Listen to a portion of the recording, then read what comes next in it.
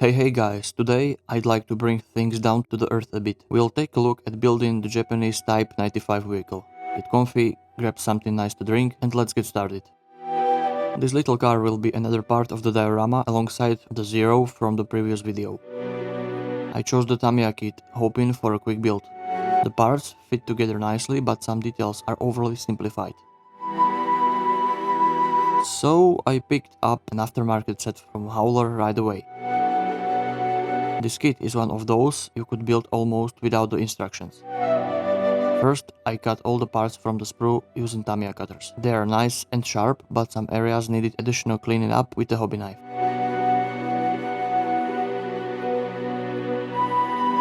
The chassis consists of only a few parts. I use Tamiya extra thin cement for gluing. I fit the parts together and then let the glue flow into the joint, spreading instantly and bonding the plastic.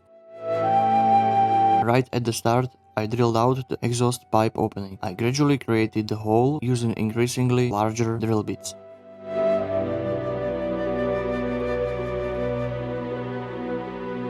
Next up were the hooks on the chassis frame. I removed the original plastic ones and smoothed out the marks.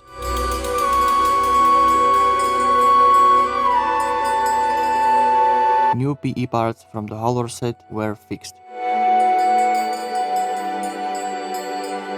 The seats are too plain and completely smooth. I decided to create a leather texture on them. This is my first time trying this, so I'm curious about the result. First, I roughened the surface so the putty could adhere better. Then I applied a thin layer of Magic Sculpt putty and smoothed it out.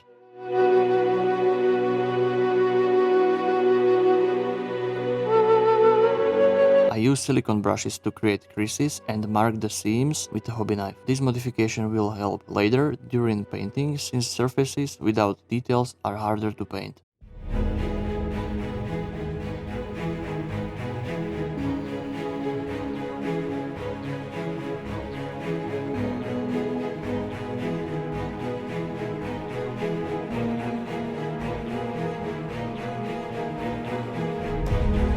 We're staying in the interior a bit longer. I noticed a fabric cover over a gearbox in reference pictures, so I'll try to replicate that too. Just like with the seats, I used Magic Sculpt putty. To simulate fabric texture, I use a stiff brush and a stippling motion. Finally, I added the seams.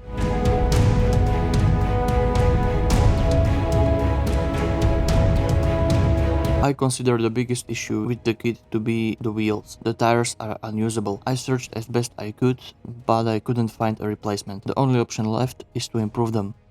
I removed the poor pattern there and started creating a new one. I secured each wheel in a drill and began cutting individual grooves with a razor saw.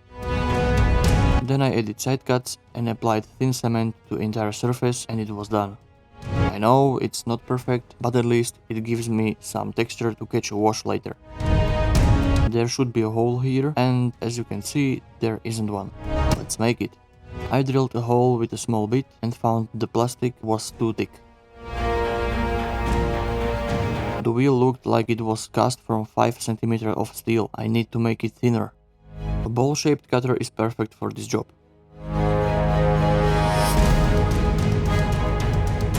I finished by brushing the hole with thin cement. The kit only allows the front wheels to be mounted straight, however I want them turned. To achieve this, I used a ball cutter to enlarge the opening so they could move later. There should be a footrest in the rear part. Let's add it. First, I made openings.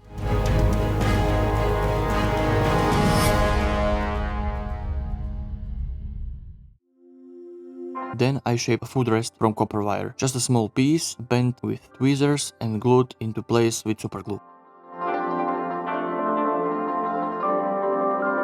An activator helped set it up instantly, and the cleaner removed the excess glue.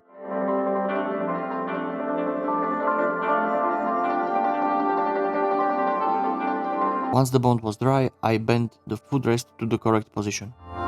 Another simple modification is adding cables to the lights. The same process applied here. First a hole, then LED wire. This wire works great because it's soft and easy to bend.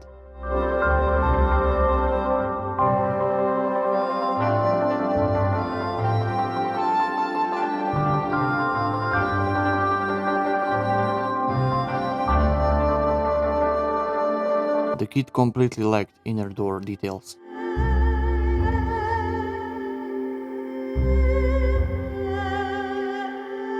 Now I'm going to add these rivets. I noticed them in the reference pictures and they can really enhance the model. The process is quite simple. I place a thin sheet on a rubber mat and use an old thin drill bit to punch out the rivets one by one. I place each rivet in position and fix it with a thin cement. I use a super modern tool, a toothpick dipped in water. This piece of wood is excellent for transferring small lightweight items like PE parts. The door handles also got an upgrade. I just carved a groove to catch the wash and created the impression of the depth behind the handle. I removed the hood handle and created a new one from a piece of plastic.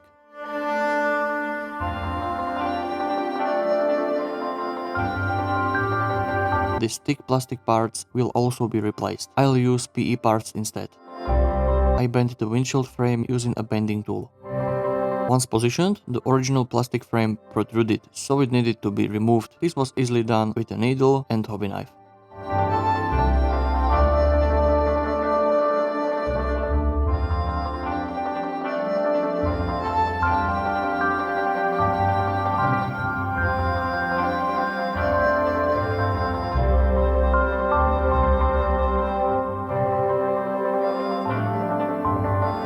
Another challenge for me was the folding roof, which also lacked the details. To address this, I used a bowl cutter and hobby knife to create folds in the fabric.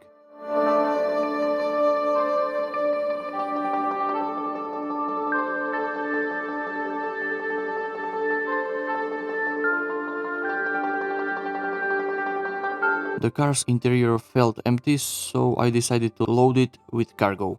I found dimensions for a Japanese ammunition box online, which I scaled down to the 1:48 scale. Using leftover materials, I started building the boxes. The core was made from foam, which I then warped with the pieces of plastic sheet. Based on reference images, I carved out the joints.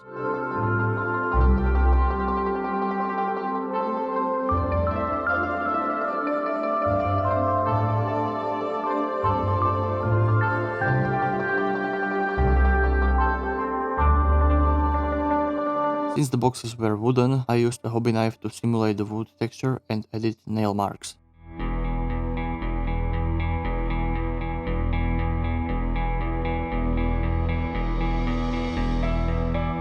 The ropes were created from thin wire. Once finished, I positioned them inside the vehicle.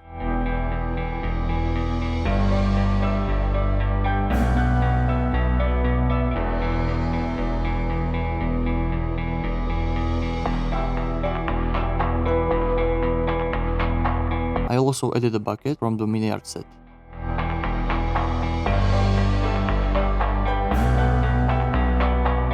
To tie the boxes visually to the model and avoid the floating glue, I placed a tarp underneath them. Green stuff putty is perfect for making tarps. Just roll it in like dough and cut out the desired size. And use the silicone brush to create as many folds as possible for painting interest. I added a sec to the rear seat as well, also made from magic sculpt putty. The basic shape was formed between my fingers and details were added with a silicone brush. It's essential to keep the tools moist during the process to prevent sticking.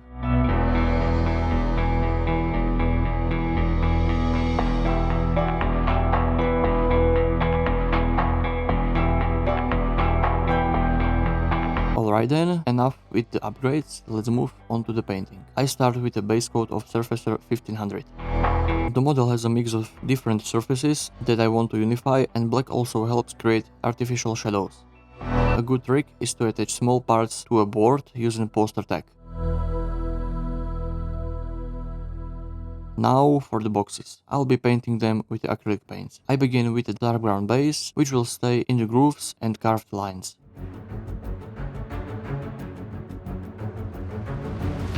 Next, I create a wood texture using a brush, making uneven strokes so that the base color is visible.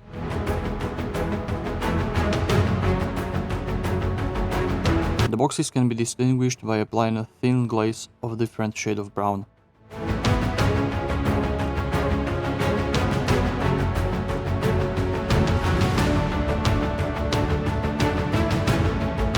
I highlight the nails and the board seams with the dark brown paint, and the boxes are essentially done. Moving onto the seats, I start with the dark base layer again, covering more than just the grooves. Using air from the airbrush to dry the paint quickly speeds up the process. I create a worn leather texture by layering different shades of brown. I use increasingly lighter shades on smaller areas. Again, applying heavily diluted paint in thin layers works well.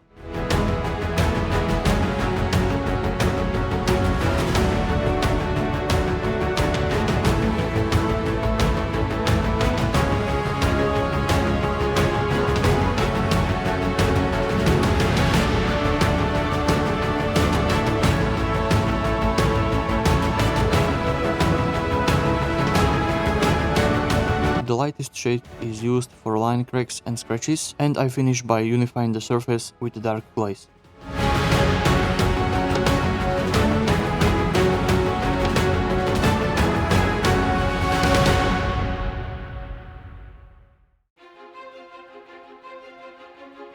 Here they are, finished seats. The sec is first airbrushed white from the top where the light source would hit.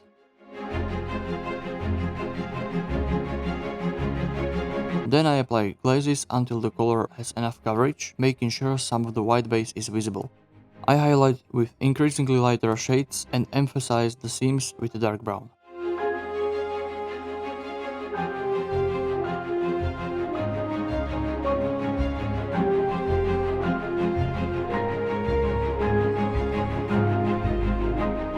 The bucket is simply painted with a steel paint. A cloth drap over the edge will be painted red as an eye-catching element.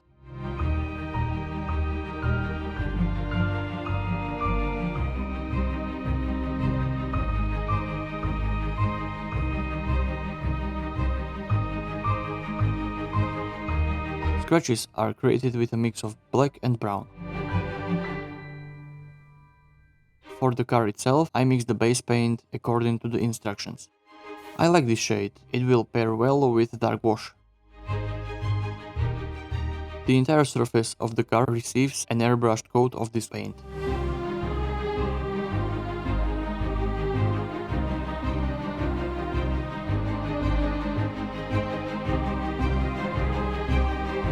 Once it's dry, I start modulation by adding a light sand color, breaking up the surface to avoid a flat appearance.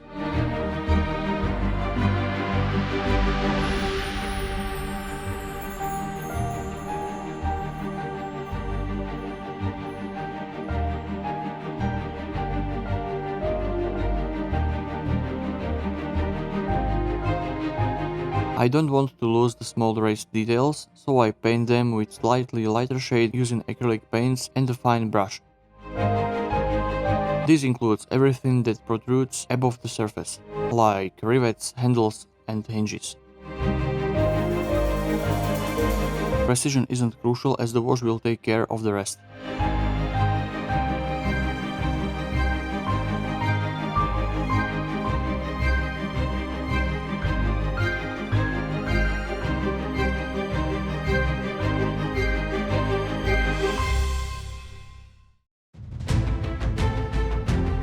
The folded roof is painted with the base paint, followed by highlighting the raised areas with increasingly lighter shades.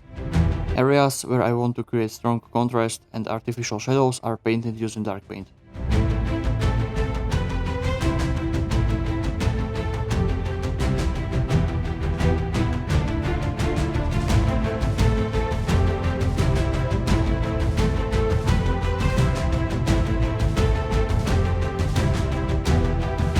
Before applying the wash, I spray the model with a gloss varnish. This allows the wash to flow smoothly and ensures easy removal later.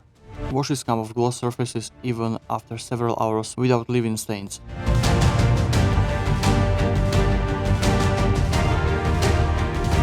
A dark brown wash works perfectly on this green shade. I apply it around all details using a fine brush.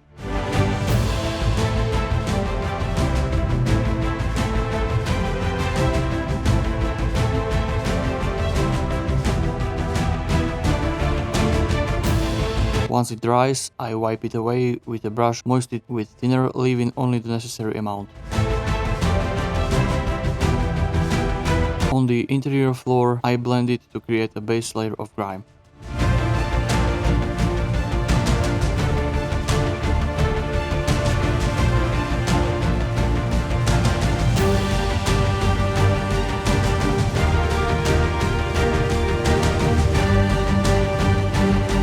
I won't spend much time on the underside. I paint the exhaust grey and then apply rust effects. Grey pairs excellently with rust, creating various textures.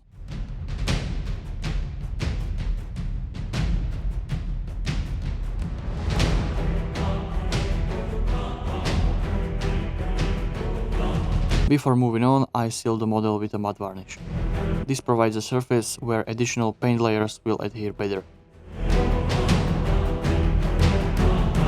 Next are the scratches. I want the vehicle to look like it has seen some action. A fine brush and a mix of black and brown work well for this. I apply chipping effect to areas that could realistically be worn from off-road driving and places frequently touched by the crew. For dust effects, I use an enamel paint from Ammo.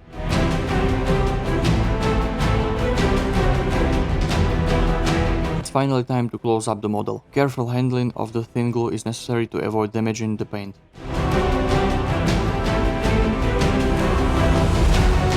I place the cargo in position and secure it with superglue.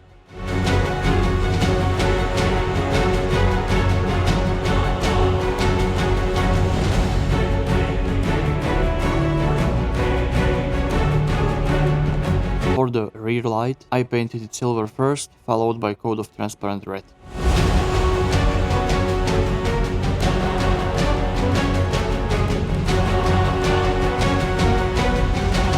The front lights come with the clear parts that fits in perfectly.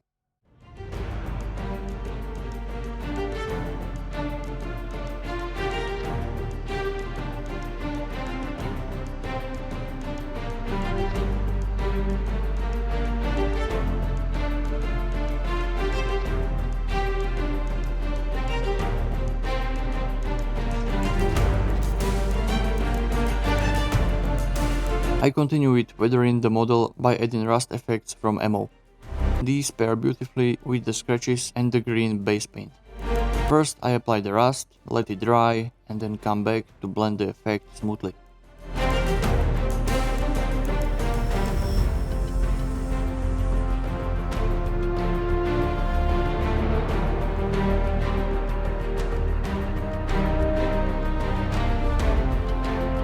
I start creating dust effects with an airbrush, applying heavily thin sand paint as a first layer. This goes over areas where I want the look of earth and dirt.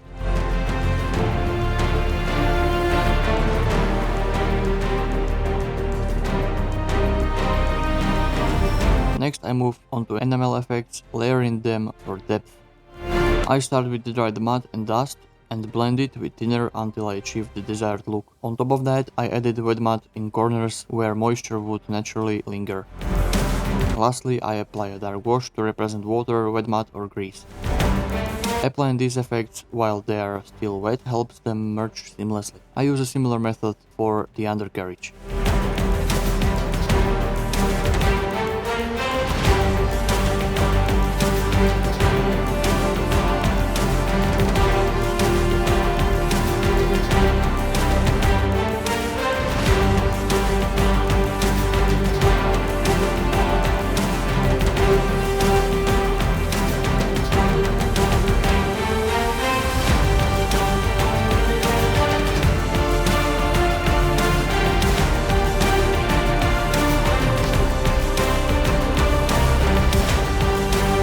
To create mud splatters, I flick paint using a toothpick and a brush. Dust is added only near the vehicle's base, ensuring it looks like it's been through rough terrain but hasn't taken a mud bath. I blend the dust in a downward motion to simulate water runoff.